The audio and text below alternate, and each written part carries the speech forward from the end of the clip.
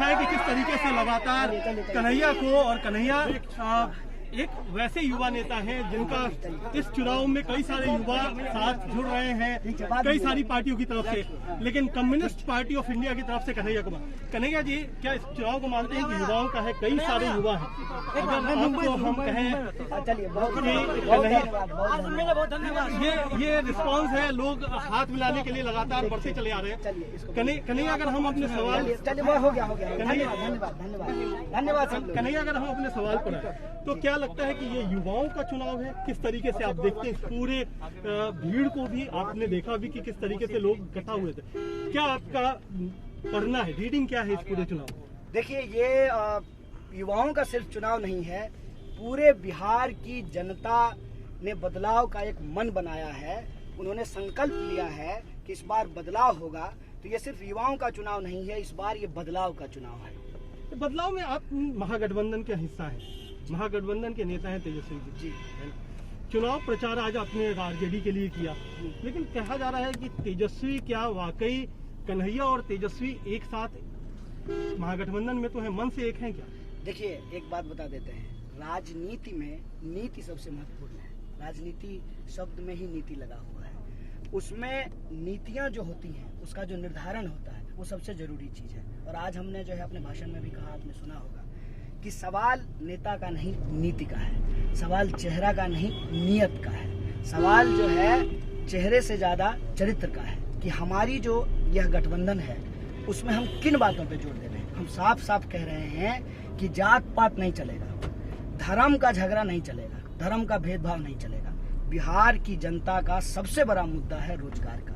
बिहार के लोग रोजगार के लिए यहाँ से पलायन करते हैं, शिक्षा के लिए पलायन करते हैं, स्वास्थ्य के लिए पलायन करते हैं, यहाँ की तक कि लोग हनीमून मनाने के लिए भी उनको बाहर ही जाना पड़ता है। आप देखिए कि बिहार एक ऐतिहासिक राज्य है। आप किसी भी धर्म की चर्चा कर लीजिए, आप सिख धर्म की बात करें, बौद्ध धर्म की बात करें, जैन धर्म की बात करें, हिंदू धर्म की बात करें, आप जो है किसी भी चीज की चर्चा करेंगे, हर जगह का कोई ना कोई इम्पोर्टेंट पर्सनैलिटी बिहार से जुड़े हुए हैं। गुरु गोविंद सिंह हो, बुद्ध हो। ये बात मैं क्यों कह रहा हूँ? लेकिन आपकी बात फिर पर्सनैलिटी पे आ गई ना, तो पर्सनैलिटी, आप नीति की बात कर रहे हैं, लेकिन पर्सनैलिटी भी तो महत्वपूर्ण है।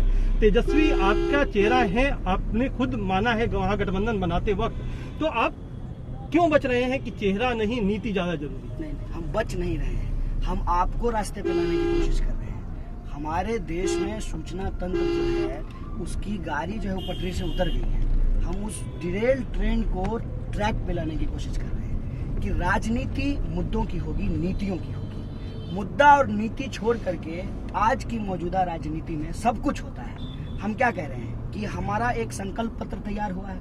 वो संकल्प पत्र जो है वो विभिन्न पार्टियां, जो 5 दल हैं, उसके जो घोषणा पत्र हैं, उसके आधार पे वो संकल्प पत्र तैयार किया गया है। उस संकल्प पत्र में हम क्या कह रहे हैं कि रोजगार हमारा सबसे बड़ा सवाल है, पलायन को हम रोकना चाहते हैं, शिक्षा की व्यवस्था को बेहतर करना चाहते हैं, स्वास्थ्य सुविधाओं को बेहतर करना चाहते हैं, और इस बिहार राज्य के भीतर जो संभावनाएं हैं उन सब संभावनाओं को तलाश करके या इस राज्य को जो नीचे से टॉप कर रहा है हम इसको ऊपर से टॉप कराना चाहते हैं। हम ये कह रहे हैं कि बिहारी डायस्पोरा पूरी दुनिया में बेहतरीन काम कर रहा है। वो क्यों बिहार छोड़ देते हैं? क्योंकि यहाँ उनको संभावना नहीं मिलती। लेकिन सब कुछ तो नेतृत्व से होगा, तो नेतृत्व की बात तो आएगी ही ना। हाँ? अगर कन्हैया कुमार है, जो कि डॉक्टर कन्हैया अब हो गए हैं, PhD हैं, तेजस्वी हैं, उनकी शैक्षणिक योग्यता की बात मैं नहीं करूंगा, आपको पता होगा, तो क्या कहीं योग्य उम्मीदवार और योग्य नेतृत्व की बात कहीं आकर के अटकती नहीं है? देखिए, बात ना ये पूरी वही मैं कह रहा था कि इस देश के राजनीतिक विमर्श को कहीं ना कहीं भटकाया गया है। एक कहावत कही जाती है ना बिहार में, आप भी बिहार से, कि अकेला चना भाड़ नहीं फोड़ता है। आपको जो है एक समूह की जरूरत होती है। आप कोई भी चीज देख लीजिए, आप कबड्डी देख लीजिए, क्रिकेट देख लीजिए, आपको एक टीम की जरूरत होती है। कैप्टन होगा, लेकिन कैप्टन अकेले बैट्समैन नहीं होगा ना, उसके साथ बाकी लोग भी बैटिंग करेंगे, कुछ बॉलिंग करेंगे, फील्डिंग करेंगे, सब लोग कीपिंग करेंगे, तब तो जो है कोई टीम वर्क होगा। तो आप क्या बॉलिंग करेंगे, तेज बॉल डालेंगे? क्योंकि आज तो बड़ा तेज बॉल डाल रहे हैं मंच से। हमको जो जिम्मेवारी मिलेगी मैं वो करूंगा। मुझे कई साथियों ने कहा कि आप चुनाव क्यों नहीं लड़ रहे? हमने कहा कि मैं एक पार्टी का कार्य करता हूँ। पार्टी हमको बोलेगी दरी बिछाने के लिए हम दरी बिछाएंगे। पार्टी हमको बोलेगी जाओ बेगूसराय में काम करो तो हम बेगूसराय में आके काम करेंगे। पार्टी हमको कहेगी कि जाओ बक्सर में काम करो तो बक्सर में जाकर के काम करेंगे। पार्टी कहेगी माइक लगाने के लिए तो माइक लगाएंगे। पार्टी कहेगी उसी माइक पर खड़ा होकर के भाषण देने के लिए तो भाषण देंगे। ये जो व्यक्तिवादिता है उससे बाहर आकर के समूह की शक्ति को हमको पहचानना पड़ेगा। समाज भी एक ऑर्गेनाइजेशन है, पार्टी भी एक ऑर्गेनाइजेशन होता है, और बिना ऑर्गेनाइजेशन का कोई बदलाव तो नहीं हो सकता है। टीम वर्क की जरूरत है। तो मैं कभी भी ये जो तमाम राजनीतिक विमर्श है जो चेहरे पे केंद्रित होता है, व्यक्ति पे केंद्रित होता है, उसको मैं कोशिश करता हूँ कि समाज की सहभागिता पे जो है हम लोगों को बात करनी चाहिए। इवन आज हमने अपने भाषण में कहा कि आप विरोधियों से भी झगड़ा मत कीजिए। हमने साफ साफ कहा कि देखिए, अगर आपको विरोध है सत्ता पक्ष के नेताओं से, तो उस गुस्से को आप ईवीएम बटन में जो है उनके खिलाफ आप वोट दबाए कीजिए, उनके खिलाफ जो है आप बटन दबाइए। आप जो है इस तरह की जो भावनात्मक चीजें होती हैं, समाज को जो डिवाइड करने वाली बात होती है, उससे हमको बचना पड़ेगा। अच्छा, आपने बात की कि चलिए आइडियोलॉजी महत्वपूर्ण है, तो आइडियोलॉजिकली तो आपने चुनाव लड़ा भी था, आपने कहा पार्टी लड़ाई लड़ेंगे, आपने लड़ा भी, लोकसभा चुनाव भी लड़ा। उस चुनाव में आरजेडी के उम्मीदवार की वजह से ऐसा माना जाता है कि कन्हैया कुमार हारे। तो कहीं ये मन में नहीं है, कभी उठता कभी नहीं है क्या कि अगर आइडियोलॉजिकली आप साथ होते तो कहीं ना कहीं वो साथ होते तो आप कहीं ना कहीं जीतते? अभी देखिए, ये निर्णय जो है उस वक्त वो जो महागठबंधन था ये उसका निर्णय था, ठीक है। लेकिन अभी जो महागठबंधन है उसमें हम सब लोग साथ हैं। मैं कहता हूँ कि व्यक्तिगत ईगो है और व्यक्तिगत स्वाभिमान से बड़ा होता है समाज की जो जरूरतें होती हैं, जो समूह की ताकत होती है, जो समूह की जरूरतें होती हैं। तो मैं इसीलिए इस पूरे विमर्श से अपने आप को अलग करता हूं कि उस समय हम चुनाव लड़ रहे थे, महागठबंधन नहीं हुआ।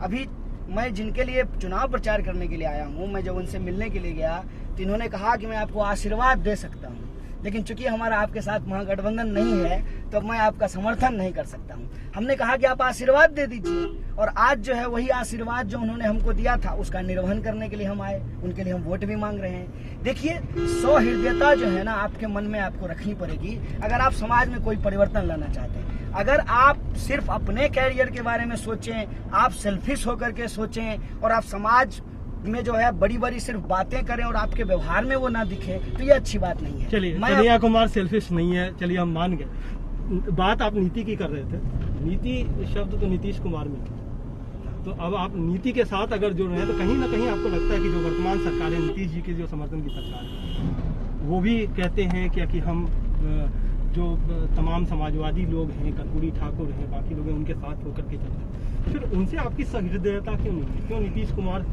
से आपका मुंह बंद क्यों है? नहीं, नीतीश कुमार के खिलाफ जो है जो बात नहीं है, अनावश्यक अनर्गल जो है कोई आरोप प्रत्यारोप हम उनके खिलाफ नहीं करते। ये बात एक बात जान लीजिए। मेरी बातचीत में आपको एक कंसिस्टेंसी मिलेगी कि मैं किसी इंसान के बारे में कोई अनर्गल प्रलाप नहीं करता हूँ। नीतीश जी समाजवादी स्कूल से निकले हैं और आपने माननीय कर्पूरी जी का नाम लिया, तो मैं आपको एक बात बता दूं, Karpoori ji all India student federation के लीडर थे, जिसका मैं मेंबर रहा हूँ, जिस संगठन में मैं तैयार होकर के निकला हूँ। तो कहीं ना कहीं जो है वो जो करने की कोशिश कर रहे थे, उस कोशिश की हमने प्रशंसा की। लेकिन नीतीश जी की दुर्दशा आज क्या हो गई है? नीतीश जी की दुर्दशा ये हो गई है कि पहले भाजपा नीतीश जी की स्टेपनी थी, अब जो है भाजपा नीतीश जी को स्टेपनी बना ली है। ये आपको साफ साफ इस चुनाव में दिख रहा होगा। और नीतीश जी पे हम हमला क्यों नहीं करते हैं? इसलिए नहीं करते हैं कि उनपे तो उनका साथी ही हमला कर रहा है, साथ में खड़ा होकर के उनके पीठ में छुरा भोंक रहा है। तो बताइए उनके ऊपर हमला क्या? किसका नाम आप लेना चाहते हैं? भाजपा का नाम ले रहे हैं, साफ साफ नाम ले रहे हैं। आप मुझे लगा कि कहीं चिराग पासवान का तो नाम नहीं, वो भी आपकी जैसे युवा। मैं भाजपा को इसके लिए सीधे तौर पर जिम्मेवार ठहराता हूं, और इसलिए जिम्मेवार ठहराता हूं कि भाजपा के सह के बिना ये हो ही नहीं सकता है कि कोई पार्टी दिल्ली में एनडीए का पार्ट रहेगी और बिहार में एनडीए का पार्ट नहीं रहेगी, ऐसा हो ही नहीं सकता। तो चिराग पासवान के बारे में क्या कहते हैं? वो क्या शतरंज के बिसात पर एक मोहरे की तरह इस्तेमाल हो? क्या आपको लगता है? क्योंकि चिराग पासवान भी युवा है, तेजस्वी युवा है, आप भी युवा है, तो युवाओं के हाथ में बिहार की बागडोर है। तो चिराग के बारे में आपकी क्या राय है? मैं किसी भी व्यक्ति को डिग्रेड नहीं करता हूँ, ये बात जान लीजिए। वो युवा हैं और उनके अंदर प्रतिभा है, वो अपनी प्रतिभा का इस्तेमाल करना चाहते हैं और ये उनका हक है, उनका अधिकार है कि अगर वो चुनाव लड़ना चाहते हैं लड़ें, उनकी पार्टी चुनाव लड़ना चाहते हैं लड़ें। मैं कभी भी इस तरह की चीज़ों का इस्तेमाल नहीं, मैं किसी को वोट कटवा नहीं कहता हूँ। आज तक मैंने किसी भी पार्टी के लिए शब्द का इस्तेमाल नहीं किया। मुझे तो ये लगता है कि लोकतंत्र की ये खूबसूरती है कि एक ही बगीचे में कई तरह के फूल होते हैं, इसमें कोई दिक्कत की बात थोड़ी है। लेकिन मैं सिद्धांत की बात कर रहा हूँ, मैं बात और व्यवहार में जो एकता होनी चाहिए मैं उसकी बात कर रहा हूँ। कहते हैं ना कि आपकी जो कही हुई बात है वो बात जो है आपके व्यवहार में झलकनी चाहिए, है? ऐसा तो नहीं हम बोलें कुछ और करें कुछ और। तो चिराग जी जब एनडीए का हिस्सा हैं और वो कह रहे हैं कि वो दिल्ली में एनडीए के साथ रहेंगे, तो भाई दिल्ली से बिहार पहुंचते पहुंचते ऐसा क्या हो गया कि साथ नहीं रह रहे? मैं उस सिद्धांत पे प्रश्न चिन्ह खड़ा कर रहा हूँ, उनकी क्षमता पे सवाल नहीं मैं मोहरे की बात किया था, तो वो मोहरे के तौर पे इस्तेमाल हो रहे नहीं हो। मैं किसी को भी मोहरा और बुटकटवा और डिग्रेड करने वाली किसी भी भाषा का इस्तेमाल नहीं। चलिए, आपका सुना था कि आप चुनाव प्रचार में ये भी कह रहे हैं कि हम बीजेपी ज्वाइन कर लेंगे, कुछ विशेष वजह है क्या? ऐसा है क्या कि कन्हैया कुमार एक खास वजह की से बीजेपी ज्वाइन करने जा रहे हैं? देखिए, देश की सारी जनता जब भाजपा ज्वाइन कर लेगी ना, सारी जनता, तब भी मैं आखिरी व्यक्ति हूँ, क्योंकि मैंने बार बार कहा कि ये विचारधारात्मक संघर्ष है। हम दोनों जो है दो छोर पे खड़े हैं, दो ध्रुव पे खड़े हैं, तो एक होने का प्रश्न तो है नहीं। लेकिन कई बार क्या होता है कि आप लोग हेडलाइन बनाते हैं, हमने तंज किया था कि भाजपा एक वॉशिंग मशीन है, इधर से जो है भ्रष्टाचारी डालिए, उधर से सदाचारी बन करके निकलता है, तमाम तरह के जो है ये आरोप प्रत्यारोप अपने विरोधियों पे लगाते रहते हैं। जो ही वो जा करके आशीर्वाद ले लेता है अमित शाह जी से भाजपा के ऑफिस में, वो पवित्र हो जाता है। तो उसी पे जो है हमने ये तंज किया था। आप पे भाजपा जो आरोप लगाती है देशद्रोही होने, है ना, आपको जेल में भी रखा गया, तमाम चीजें हुई, और कई बार लोग कहते हैं कि कन्हैया का जितना सदुपयोग हो सकता था चुनाव प्रचार में नहीं किया जा रहा है, क्योंकि कहीं लगता है कि नुकसान ना हो जाए, कहीं वो भाजपा देशद्रोही कार्ड फिर ना खेल दे। क्या आपको ये लगता है कि कहीं ना कहीं आपको अंडर इस्तेमाल किया जा रहा है? आपकी जितनी अभी हमने रैली में भीड़ भी देखी है, ज्यादा आप बड़े स्टार प्रचारक हो सकते थे। देखिए, एक बात कालिदास जी ने लिखा है कि बेमौसम का फूल अच्छा नहीं लगता है। हम मुख्य तौर पे जो है आंदोलन करने वाले व्यक्ति हैं। हम जो है ये चुनाव का सीजन है, तो हम सीजन वाला सब्जी नहीं है। लालू जी एक बात बड़ा अच्छा कहते थे, पॉकेट में जो है ना दूगो जो है सब्जी रखते थे, एगो आलू और एगो परवल।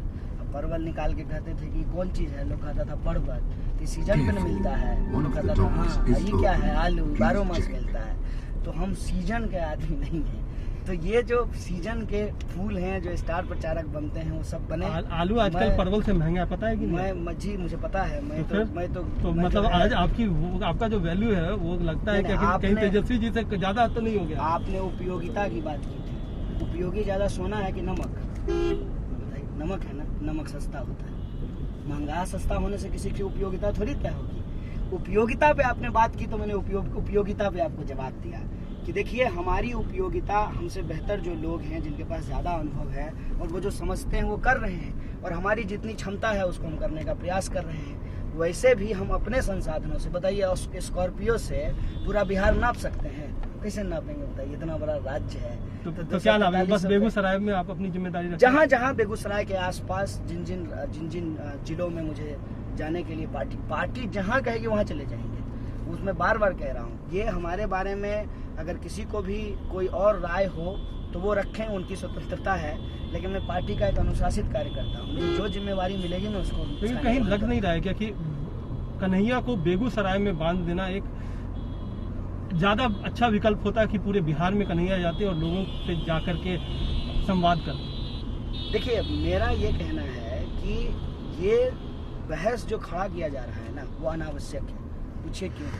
कि ये तुलना ही नहीं हो सकती है आपस में। ये तुलना इसलिए नहीं हो सकती है कि देखिए, जिस व्यक्ति के साथ मेरी तुलना करने की कोशिश की जाती है, तेजस्वी जी के साथ, हम में और उनमें तुलना इसलिए नहीं हो सकती है कि वो बहुत बड़े आदमी हैं। ये बात हम लोगों को समझना चाहिए। वो एक ऐसी पार्टी के मेंबर हैं, ऐसी पार्टी के नेता हैं जिस पार्टी के पास 80 विधायक हैं। हम वैसी पार्टी का मेंबर हैं, वैसी पार्टी का नेता हैं जिसका एक भी विधायक नहीं है। वो नेता प्रतिपक्ष हैं, चुने हुए। हम क्या हैं? हम तो मुखिया भी नहीं हैं।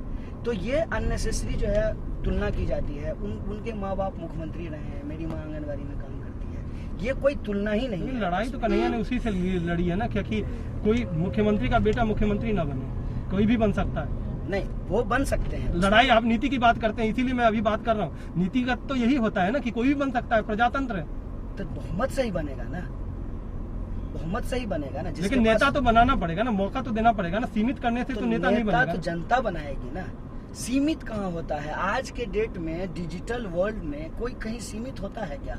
कहाँ का न्यूज कहाँ पहुँच जाता है, कहाँ का वीडियो कहाँ चला जाता है। आज वो सारी सीमाएं टूट चुकी हैं। आज नेशन स्टेट जो है अपनी बाउंड्री को लेकर के क्राइसिस में है। घटना पेरिस में होती है, प्रतिक्रिया भारत में होती है। बताइए होती है कि नहीं होती है? तो ये क्यों संभव हुआ? उसको विज्ञान ने संभव किया है। तो विज्ञान बहुत सारी रूढ़िवादी चीजों को तोड़ता है। हम बार बार यही कहते हैं, हम लोगों को आगे देखना चाहिए, आगे बढ़ना चाहिए, पुरानी चीजों में नहीं फंसना चाहिए और ईमानदारी रखनी चाहिए, राजनीतिक शुचिता रखनी चाहिए और अपना जो लक्ष्य है उस पर ध्यान केंद्रित करके लगातार ईमानदारी से मेहनत करनी चाहिए। और हमारा लक्ष्य ये है कि बिहार में बदलाव हो और बिहार का जो डायस्पोरा है, मैं बार बार कह रहा हूँ, उसको बिहार आकर के काम करने का मौका मिले। बिहार की तस्वीर बदल सकती है। हमारे यहाँ के लोग यूपीएससी कंप्लीट करते हैं और अलग अलग डिपार्टमेंट में जाकर के पॉलिसी मेकिंग करते हैं, बिहार आकर के काम नहीं कर सकते। चलिए, आप मीडिया में जाकर के मैं ये बिल्कुल आपसे सहमत हूँ। आखिरी सवाल, तो 10 तारीख को क्या तेजस्वी को मुख्यमंत्री बनाएंगे और मंच पे जाएंगे कि नहीं जाएंगे अगर मुख्यमंत्री बनते हैं? देखिए, जनता मालिक है। हमारे बनाने से अगर इतना अगर हमारे हाथ में, तो जनता अभी तो है। हाँ, जनता है। हम बिल्कुल चाहेंगे कि महागठबंधन को बहुमत मिले। चलिए, अच्छी बात है। तो मंच पे भी जाएंगे मुख्य तेजस्वी जी के साथ वहाँ पर? देखिए, मेरे इसके लिए मेरा एक ही जवाब होता है।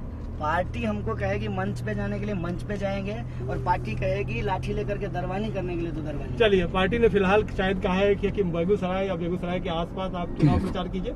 आपको बहुत बहुत शुभकामनाएं। आप बहुत भीड़ भी जुटा रहे थे, उसके लिए भी अच्छा आज से आपने चुनाव का शुभारंभ किया है और मैं यही आपसे उम्मीद करूंगा कि हिस्ट्री भी अच्छी रहेगी। चलिए, बहुत बहुत धन्यवाद आज तक से बात करने के लिए। तो ये थे कन्हैया कुमार, जो क्रांतिकारी बात तो करते ही हैं, अब चुनाव जिता पाते हैं, क्योंकि ये पहली बार चुनाव लड़ नहीं रहे हैं, लड़ा रहे हैं। तो देखिए क्या क्या होता है। कैमरामैन अजय ठाकुर के साथ कुमार कुणाल, बेगूसराय आज तक।